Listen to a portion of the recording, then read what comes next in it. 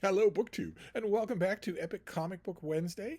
This is a weekly team up between Michael K. Vaughan and myself, in which we combine the forces of Stately Vaughan Manor and Hyde Cottage to talk about comic books, some aspect of comic books, a particular run, particular volume, particular character.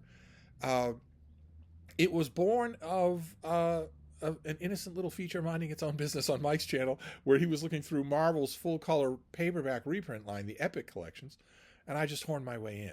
And because I am the interloper, he gets to pick what we talk about. Uh, and I can never quite tell the direction that his picks are going to go in. Never. But this time around, we have a winner. This time around, we have the middle of an absolutely epic storyline from the mighty Thor. Look at that. The Judgment of Zeus. How is that for an epic cover? And in this issue, Thor, Hercules, is looking, he has accidentally signed a contract that condemns him to rule in Hades. And he's trying to find a substitute, someone who will fight on his behalf. He asks, for instance, Ares, the god of war, who scorns him. They aren't friends. He turns him down completely. He runs through Olympus and spots Hermes in the distance. Mercury, the god of speed. He says, in the distance, 'tis Hermes, mounted upon his flying chariot. Hermes, who knows not the meaning of fear. Hermes, whose speed is almost equal to my own strength. Note that almost. Stan Lee always writes Hercules as a bit of a braggart. He prepares to embark upon a new quest. I must reach him ere he departs. Hermes, stay thy flight. 'Tis Hercules who calls. But it's too late. See, Hermes is readying his horses, and he's telling them, "Up, my peerless steeds, get thee to flight. Faster, ever faster, my valiant stallions. We have a universe to cross ere the curtain of darkness descends." And Hercules is saying, "Hermes, thou must not go. My life is at stake." He hears me not. The thunder of his chariot doth drown my futile plea. Look at that panel. That is just incredible. Look at that. That is just amazing. That is pure Kirby. Hercules misses his chance and is oh. Oh no, sorry. It's not this issue that we're talking about. Sorry. No. No, but, as a consolation prize, what we are talking about isn't bad. Here we have Invaders #3. Look at that cover. Good Lord. This is a Jack Kirby cover with, as you can see from not only Captain America's face, but also the thumbs. Note the thumbs. Inked and a little bit redone by John Romita Sr. This is the new comic that spawned out of the Giant Size Invaders #1 that gives us Roy Thomas, the writer, telling the stories of Captain America in World War II, when it turns out he was the leader of a team of superpowered beings, just as he is often the leader of a superpowered team of beings in the present day, the Avengers. The Invaders are composed of, as you can see, the original Holy Trinity of Marvel Comics, before it was named Marvel Comics.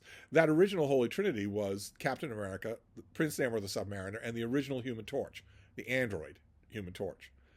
And then time passed and company names changed and somebody married the boss's daughter. And then there was Marvel Comics with a new trilogy. Captain America is still part of that trilogy, but the others are sort of the founding basis of the Avengers: Captain America, Iron Man, and Thor. In terms of sales and popularity, probably the trilogy from Marvel Comics for a long time would have been Spider-Man, Wolverine, and whoever that third person was, whoever it happened to be, whether it's Deadpool or Venom or whatever. But here, we're in the days of World War II with Frank Robbins' artwork, very distinctive Frank Robbins artwork that you have to sort of get used to. This is a younger, brasher Prince Namor. He is not 100% certain that he likes his teammates. He just knows that he doesn't like the Nazis because they bombed his undersea kingdom. When in the course of this issue, the invaders are shown film footage by the folks at Washington, D.C. of an attack on an American vessel by someone who is quite obviously of Prince Namor's race. The Atlanteans are blue skinned. Namor is a mutant. His father was a human, so he has pink skin. But his people all have blue skin. And here, they attack a U.S. vessel. And the Submariner, being brash and headstrong, says, well, I know what you're all thinking. These people must be part of my own race, but I'll deal with them myself. I don't want any help from you. And the Human Torch and Captain America say, hey, we're a team, and this leads to a fight. The Invaders, Captain America, and the Human Torch against Prince... oh, what's that you say? We're not talking about this either? Okay, all right, well, we'll move on, because the subject of our talk today is the controversial, but great, comic book creator, Howard Chaykin, who did probably one of his best earning things, certainly the thing that is reprinted the most, is a miniseries that he did revamping and updating the old pulp character of the Shadow. I don't believe that Michael K. Vaughan he's a huge fan of the Shadow. Of course, he's our Prince of Pulps, but I don't think he's as big a fan of that miniseries adaptation by Chaykin as I am. I love it. I don't know that he's a fan of it at all, because of course, if you're a pulp fan, you're not going to want that story updated. You're not going to think it needs updating. But Chaykin's artwork is yards better in that miniseries than it had been in the last thing he did. And he has a history with Marvel Comics. For instance, in Marvel Premiere, he did a thing called Monarch Starstalker, a one-shot issue that features his terrific artwork. Just very distinctive, but amazing. Look at that panel right there. That is just incredible. About a mercenary, a man, a fighter for good, who has his nervous system was fried and it was rewired into this mechanical bird. So they are a team. And here he is, in this issue, he is tasked by a beautiful young woman. Beautiful young women as main characters in stories get Howard Chaykin into trouble. But that is why he's controversial. But look at the visuals that you get. Look at that. There's Monarch Starstalker on a horse in the snowfield of an alien planet with his mechanical falcon on his hand like that, with a blood red sunset behind him. Just amazing. And Marvel Premiere was where the Marvel editors would put stuff like this. You're obviously not going to give a character named Monarch Starstalker who has no history at all. He was created by... Was he created by Chaykin? You think how many times I've read this issue, you'd think he was. Yeah, he was created by Howard Chaykin. He's not known to the reader, so you're not going to give him a first issue and commission an artist, a writer, an editor, an inker, a colorist, all that sort of stuff to run the book for 6 issues before you print number 1. Instead, you're going to try out the character in Marvel Premiere, which is what Marvel used this for.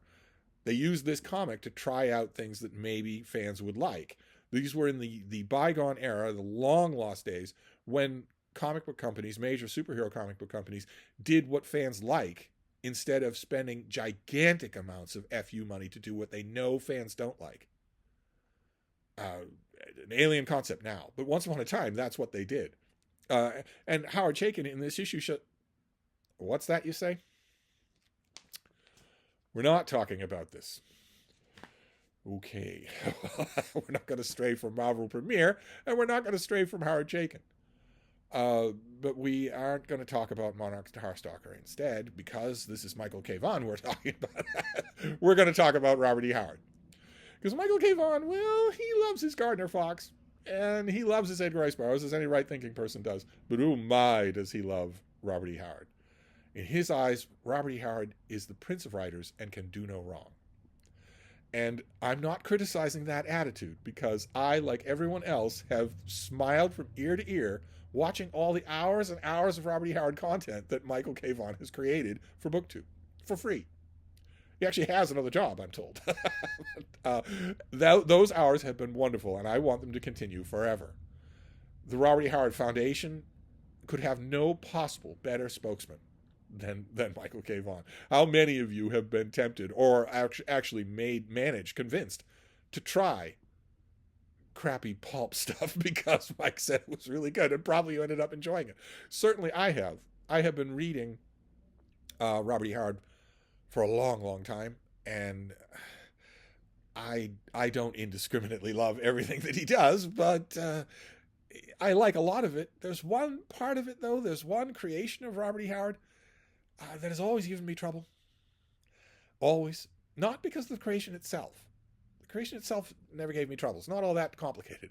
But because of its readers, because of its fans.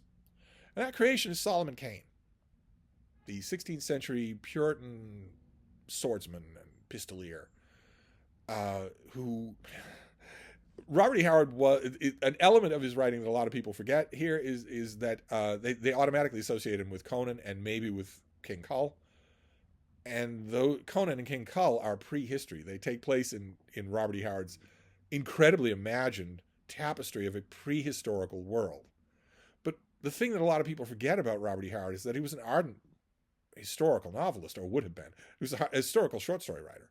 He liked all periods of history and could find a Robert E. Howard style hero in almost any historical period.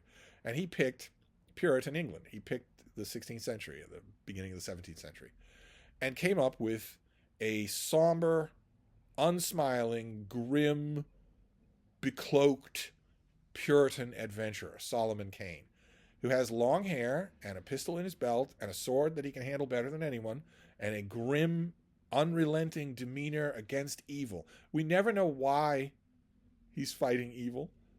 We never learn anything about him. He's a dumb character. He is calling him one-dimensional would be an offense to sheets of paper everywhere. But nevertheless, dude bros love him because, in addition to all of that, he has a hat. He has a Puritan-style hat that he wears on his head. And that's why his fans love him. I went decades wondering, what on earth? Why are you all dying for this character? Why? Why are you doing that? Why are you all saying this is the greatest thing since sliced cheese when we don't even know why Solomon Kane is doing what he's doing? With Conan at every stage of his life, we know. With Kull at every stage of his life, we know. With this guy, we don't have any idea what he's doing. Does that matter to you? And also, often, unusually, Robert E. Howard seems to miss the point of the character. The point of Solomon Kane is not the gun, or the sword, or the witches, or the very alluring aspect of him finding the supernatural in a settled world, a more or less settled world. The 16th century, the beginning of the 17th century, that's the doorway of modern conceptions of science. It's not a thing where you would have it in the Hyborian Age where Conan could encounter a dinosaur. It's not that. It's well into the dawn of recorded history. That element can be interesting. I don't doubt. And Robert E. Howard sometimes sees that. But the main element that would make Solomon Kane interesting in the hands of a better writer is that he is essentially the same as Conan and Kull. Kull is on the throne.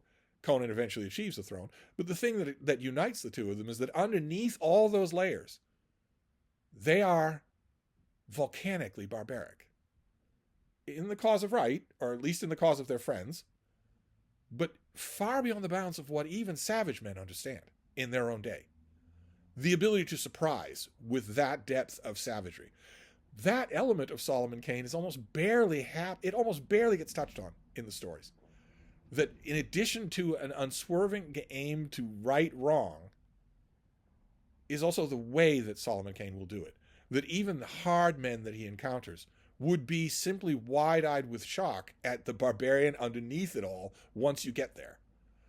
Robert E. Howard doesn't seem to see that much of the time. And that is true in the first story that we meet in 1928 in Weird Tales. Of course, if you want to know where Michael K. Vaughan is, you want to know where he is at any moment, don't check California. Don't check BookTube. Check Weird Tales. That's where he lives. He lives in Weird Tales. In 1928, in Weird Tales, we get introduced to Solomon Kane. He encounters a young woman who's been despoiled and savaged, and he decides men will die for this, that I will avenge this woman. And it takes him, he's chasing one particular guy, one particular odious, mustache-twirling villain, he's not interesting in any way. But then again, Solomon Kane isn't interesting in any way. He just has a hat. He chases him all the way to Darkest Africa, and in that story, he meets a character. He meets an African witch doctor, an African sorcerer named Nolonga, who not only becomes a lifelong acquaintance and friend of his, and a great source for mystery and info dumping, but also gives him a magical staff that he sometimes has and sometimes doesn't have, and that features rather prominently in modern adaptations of Solomon Kane, because for some reason Robert E. Howard fans, once they become comic book writers and artists, still want to produce this guy. Why? I don't know.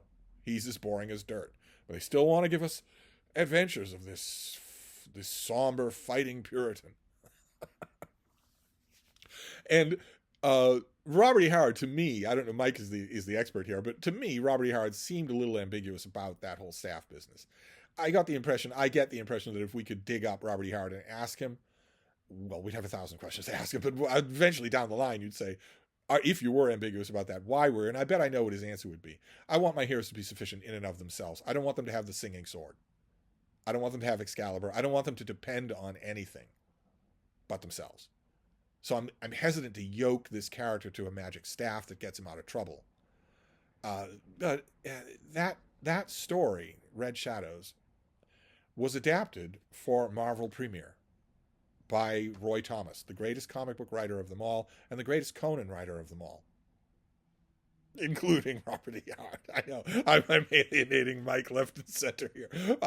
In my opinion, Roy Thomas writes Robert E. Howard's characters much better than Robert E. Howard does. I still love the Robert E. Howard stories, but like all fans of Robert E. Howard, except I guess me, Roy Thomas is fans of everything. He thinks there's gigantic amounts of untapped dramatic potential in Bran McMorn, for God's sake. And he proposed the idea of getting together with Howard Chaykin, the artist, who was a phenom at the time and would go on to become more of a phenom, but his women are often subservient. There's often a very virulent, open sexism in his stories. And unfortunately, in our present moment, that will kill your career. I said that Howard Chaykin is probably best known for that. Certainly, he is making the most money off that constantly reprinted Shadow miniseries. To me, he's best known for his greatest creation, American Flag, which I don't think you could even find somebody to reprint nowadays. And that's a shame, because those stories are incredibly good. They're incredibly moving. They are born very much of Monarch Starstalker. They come from the same kind of science fiction sensibility. And Reuben Flagg is a great character.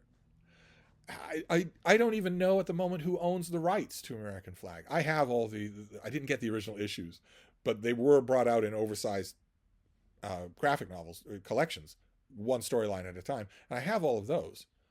But with every year they get a little bit more brittle. They've never been reprinted, as far as I know. There's never been a big American Flag omnibus edition with all of them in it. That would be fantastic. But I think there's a stink on Howard Chaykin because of the school marms that we allow to run all of our major corporations. So, but Roy Thomas thought, well, why don't I adapt Red Shadows, where Solomon Kane's hat follows this bad guy all the way to Africa in order to confront him because of this woman that he doesn't even remember. And so they did. They did a 2-part adaptation, and it ran in Marvel Premiere under the title The Mark of Kane, which is wrong in every single way. I know The Mark of Kane is a cliche, and Roy Thomas never met a cliche he didn't like. But that is wrong in every single way. All of the implications of The Mark of Kane do not apply to Solomon Kane in the least. I guess if you call it Solomon Kane, you might worry that you're alienating readers, but they don't know this name. You didn't worry about that then. And here you're able to put Conan on the cover. So I don't know why they didn't just call this Solomon Kane. And before you ask, you'll notice 2 things about this cover. One is that Howard Chaykin, and I think this cover is by Rich Buckler, but Howard Chaykin anyway, daringly removes the hat. He takes away the only thing I think the fanboys like about Solomon Kane. He takes away the hat. And also, another thing you'll notice on this cover is the reason why Michael K. Vaughan likes it. Okay, let's all be honest about ourselves here. The hat, yes. And Robert E. Howard, yes. And the pulps, yes. And Weird Tales, yes. He's home away from home. But there's a giant ape on the cover here. There's a giant ape in the story. Uh-oh. Somebody's come to get me because I'm uttering all this heresy about Solomon Kane. I'm about to be who's gout away. Let's wait for this ruckus to pass.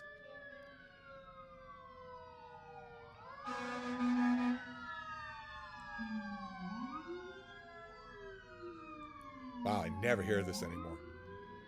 Never. Frida and I stood in the middle of this 4-lane road last night for like 10 minutes while she scratched herself. No hint of traffic anywhere around. Wow. Anyway, let's move on. There we have Evel Knievel in the background there. Of course, I got this. I had to go and get this issue from my great grandfather in Anchorage because I'm not old enough to have bought this on the stands, of course. And I was never a Solomon Kane fan. Let's nip that speculation right in the bud, okay? I just happen to have this lying around. But let's be honest with ourselves here. We're all friends here on BookTube, and we know Michael K. Vaughan. We've known him for a long time. If there's a giant ape, a giant bug, a giant lizard, he's going to love it, no matter what. But we get classic Howard Chaykin artwork. Look at that. Just lovely. He not only disposes of the hat, but he gives Solomon Kane these striped sleeves. It's a weird choice. And Solomon Kane is captured and brought before not only the chief of the village, but also the bad guy that he has been hunting. And he says, even I do not fully understand any more than this. You're a rogue whom it is my destiny to kill. But that's not good enough. I mean, it's great artwork, but it's not good enough. It's not a motivation. It does, if you don't understand why, okay, but the reader should. The writer should make sure the reader knows. Otherwise, what is this? But the bad guy points out that that the man who is going to kill Solomon Kane killed a she gorilla and pinned her up outside the village. And he's going to do the same for you. But entering into this whole thing is the witch doctor, he is on a pole next to Solomon Kane and seems to be killed, but he seems to just collapse and die. But what he is doing is using his sorcery to animate a dead body. Look at that. This is just awesome. Howard Chaykin he's unconventional. You can tell already. This is the angles here and the composition is unconventional, but he's so good. He's so good. And the dead body stalks towards its murderer and kills with a touch. Look at that. Just awesome. This is just awesome. Solomon Kane is released, but he doesn't care so much about the drama between his would-be killer and the witch doctor who has killed his would-be killer. He cares about the bad guy who has gotten away. He has run into the jungle, and he chases him. See? No hat in sight. And these weird, Where's Waldo type sleeves there. That's kind of an odd choice. He chases him into the forest, and we get another sword fight. This is a two-parter. There's a sword fight at the beginning. But this sword fight is rougher on Solomon Kane. He actually takes a wound. They fight for quite some time. And the narrative stresses that Solomon Kane does not appear to tire.